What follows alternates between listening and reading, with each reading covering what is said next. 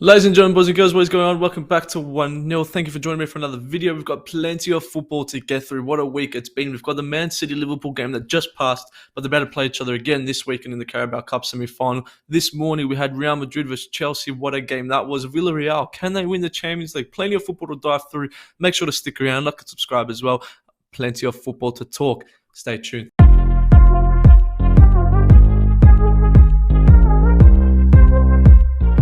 That's right, ladies and gentlemen, what a week it's been. Plenty of football going on. We've got Man United, my team, who have just disappointed me. They've really turned me off football, I won't lie.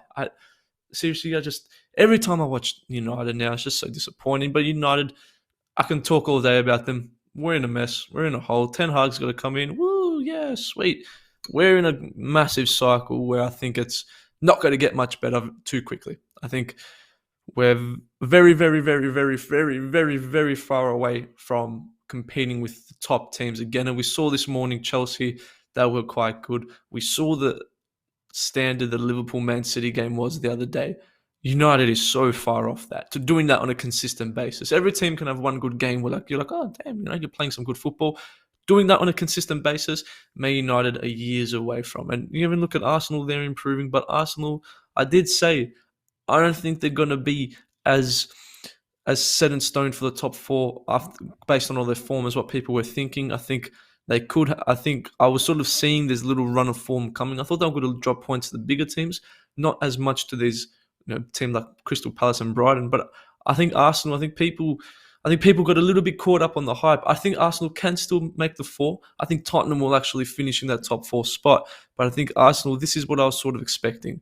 These games like this where they should be winning, but they end up dropping points. I think that's where Arsenal, it's a bit of a reality check for Arsenal. But I want to ask a question. Is this season still a successful season for Arsenal? Because I think if you ask Arsenal fans at the start of the year, you're going to finish fifth and fight for fourth. Do you take it? I think all of them take that in a heartbeat. Yes, expectations change around, throughout the season. But considering that they were sort of in the driving seat for the top four position, is it a successful season? Arsenal fans, how do you feel at the end of it? So I think that's a little interesting question to talk about. But Arsenal, I think it's been a great season for them. Still, top four still available. Top four 100% is still there for them.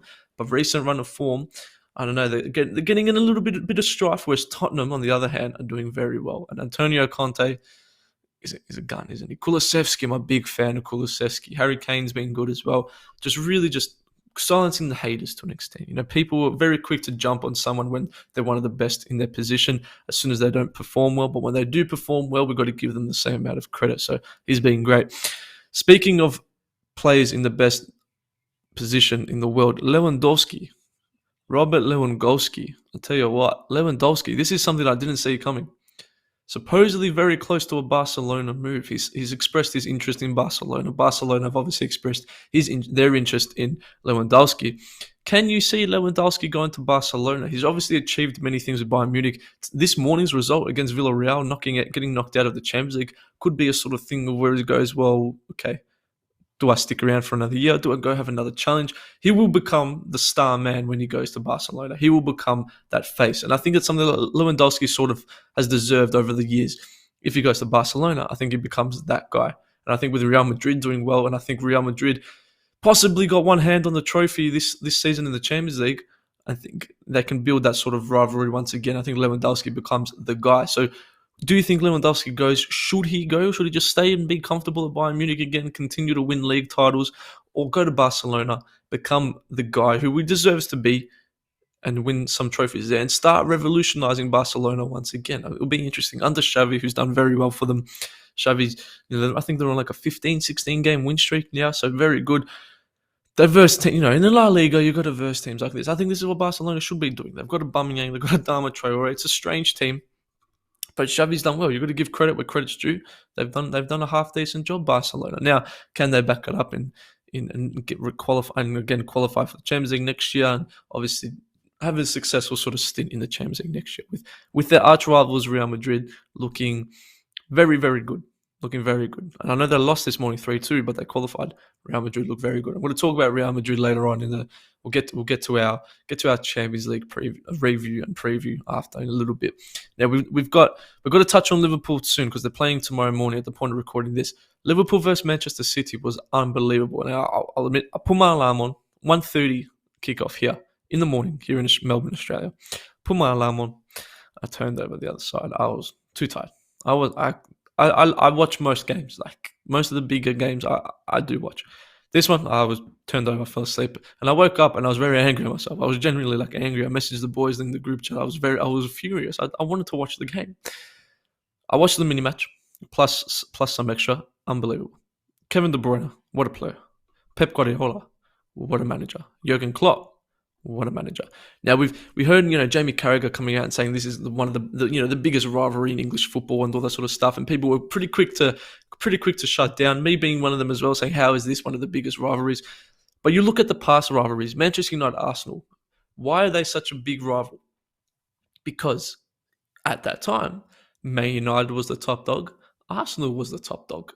The two best teams in the competition, battling each other out for the title, generally become rivals. Man United, Liverpool. There's a more historical sort of thing there at the time, competing for trophies. Liverpool, Man City, I think, is going to be one of those rivalries that we look on in years to come and say this was a great rivalry at that time because they were by far the best two teams in the competition. Chelsea, yes, has been in and out, but you look at the gap between Liverpool and Chelsea this season on the table, it's pretty big. I think Liverpool have been significantly better than Chelsea. So, cool. I think Liverpool, Man City, I think it's a perfect rivalry to sort of establish this sort of era. I think Pep Guardiola and Jurgen Klopp are the perfect yin to the yang sort of thing where Man City are very different to Liverpool.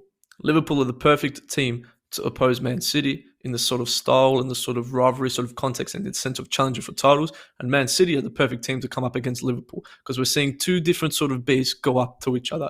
Very similar in points of play, but two different beasts going up against each other and proving to get the best out of them. And it's sort of like styles make fights. UFC term, MMA sort of term, styles make fights. And I think this style, it makes a good fight.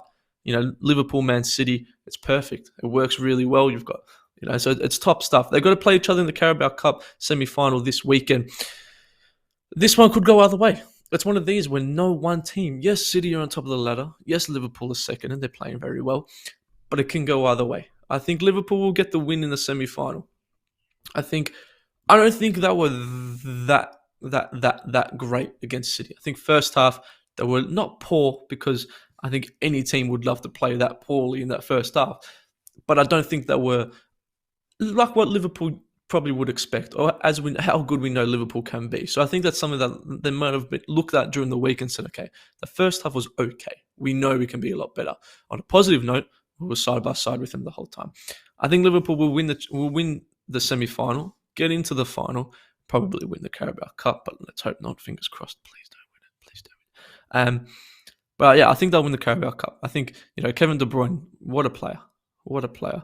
Look at Diego Jota, how good that is. Luis Diaz, unlucky not to start for Liverpool. He's one of these, he's unbelievable signing, but he just can't get in the team because he's got to fight Salah, Jota, and Sadio Mane for that position. Not many other players have to do that in the competition. So that was an unbelievable game. Liverpool, can they still win the league? The draw was an interesting result because I don't think any team would have sort of wanted a draw. Obviously, you would have rather draw than lose, but I don't think it was a bit of a weird feeling. That's what I sort of felt when I watched the end of the game. It's like, okay, we're sort of back to square one again. Like, sort of thing. We didn't lose, but we didn't win. We didn't create a further gap. We didn't overtake them.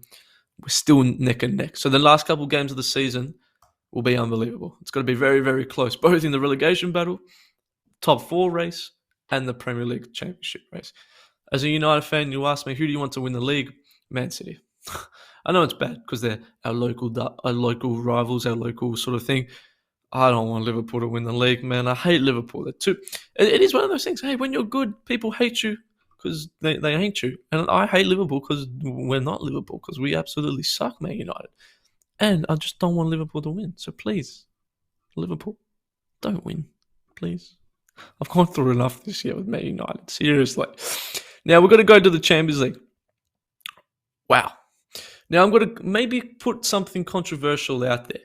I tweeted it out last week, and I got a couple of replies that were interesting, and a couple of people did agree. I, for some reason, don't think the Champions League has that same draw as what it used to. Whether it be on social media or whether it be just me personally, maybe I've just not haven't grown a liking to it as much this season. Now I know you're going to say, man, United's not doing it well, blah blah blah blah. I'm a massive football fan anyway. I watch most games. I watch anything. I listen to anything sort of thing. So just even if Man United's not doing well, I don't switch off football. I'm always on it. For some reason, I don't feel like, oh, it's a Champions League morning, Champions League semi-final, Champions League quarter-final. I can't wait. Let's get it. I'm gonna wake up. I don't feel like the hype is there. Whether the hype on social media isn't there as much, whether maybe it's just that transitional period where, like, Barcelona, obviously one of the best teams of all time, such a mega house, they're not doing well, so then those sort of fans start to drip away. Maybe it's because it has become a bit of an English, Liverpool, City, Chelsea. They always do well in it every year, and the last sort of 4 or 5 teams tend to be one of them. Whether it be PSG coming in and spending all their cash, building a sort of mega team, but then dropping out. Like a lot of our Champions League moments happen after the game. I know it sounds like, well, no shit, but a lot of the excitement and the joy comes after it's happened, nothing before. So I don't know. Personally, for me, maybe it's controversial, but I just feel like the Champions League doesn't have that same sort of draw. And I don't feel that same excitement for the Champions League as what I used to. Maybe it's the away goals and the differences they're trying to make. I know it could get even worse because they've got to extend it to more teams, so it almost becomes a participation sort of competition. But I don't know. There's something in there that I just don't really feel was the same. Champions League nights, Champions League mornings here in Melbourne, Australia, it was something different. Like everyone was G'd up for it. Everyone was gassed for it. You'd go onto Instagram. Everyone's talking about the Champions League. The group chats the night before. The Champions League is on. Everyone was watching the games. Now I feel like it's lost a bit of that. So I'm not too sure. Maybe it's just a little bit of something I'm feeling. But let me know in the comments down below. Is the Champions League still the same for you? Or does it feel a little bit different? Does it feel a little bit off? I'm not too sure. But in saying that, it was great this morning. And I'm not saying that I hate the Champions League and I don't want to watch it. I love it. You love to see it. Real Madrid. You want to see the thumbnail and the title? I think they win the league. I think Real Madrid win the Champions League. I said it from the start. I said it from the very beginning. I said I think Real Madrid are the team to take it home. You look at today, yeah, they were 3-1 down. Yeah, but they came back. They were 3-0 down. They came back. I think Real Madrid would. There's something to them. The way they beat PSG, the way they beat Chelsea in the first leg, the way they played in this second leg to sort of get back. Yes, okay, disappointing to concede 3 goals, but the way they came back to sort of rejuvenate it.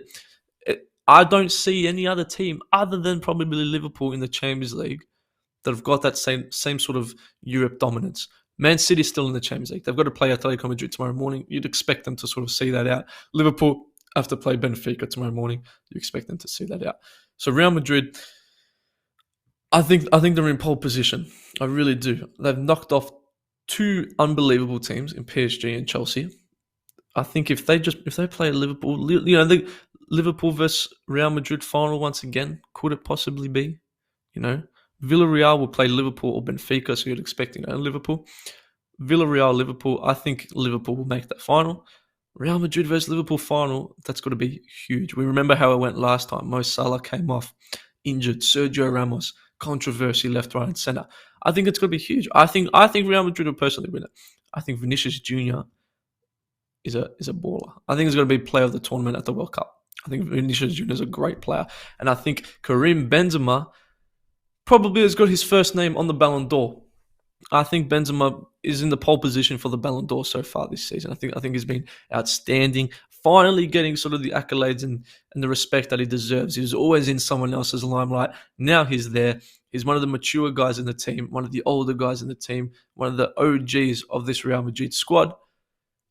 I think Benzema's on the right track to if he keeps on going like this and win the Ballon d'Or, especially if Real Madrid win the Champions League. Luka Modric threw it back too as well today. What a performance by Luka Modric. Played well in the first leg too. Luka Modric was unreal. Villarreal, on the other hand, knocking off Bayern Munich. Unai Emery, where have you pulled this from, my friend? Bayern Munich, disappointing. They'd say Villarreal on the sheet and say, okay, cool. We've got this. We'll make another good run in the Champions League. There's our chance to possibly win it. Villarreal said, hold my beer. Villarreal, great result. Now, do they play the prettiest football? No. Are they very similar to an Atletico Madrid sort of style? Yeah. But hey, teams like this, you got to win games. And that's what they're doing. Would I much rather Man United go to make the Champions League semi-final and play a bit of ugly sort of football, or being where we are now? I'll tell you which one I'd take. Yeah, I know. So it's going to be interesting. Liverpool versus Villarreal. I don't want Liverpool fans out here saying, "Oh, Villarreal," but like I don't know, like they're good. Shut up. Liverpool should beat Villarreal with ease. I'm not saying it's going to be an easy win. Okay, now I'm not discrediting Villarreal that much, because Villarreal will come out with a style that's a little bit more boring, a little bit harder to attack against. But Liverpool, if you're sitting there and you're looking at Villarreal in the semi-final of the Champions League, okay, you're taking it. No excuses. No excuses at all. You're taking that any day of the week. Compared to who else you could have played, Villarreal, it's an easy route there. And you've got Benfica in this round. Come on. Something tells me it's made for Liverpool to win it. I hope Liverpool don't win it, but it's going to be interesting. So, ladies and gentlemen, boys and girls, thank you very much for watching. That's going to wrap up this latest 1 0 show. Plenty of football to discuss. Please drop it down in the comments down below. Any questions you've got for the channel, any questions you want for future videos, any future videos you want to see on the channel, I'll listen to all that sort of stuff. Make sure to follow the Instagram at _1 0. Thank you for watching. I'm Costa. This is 1 0. Deuces.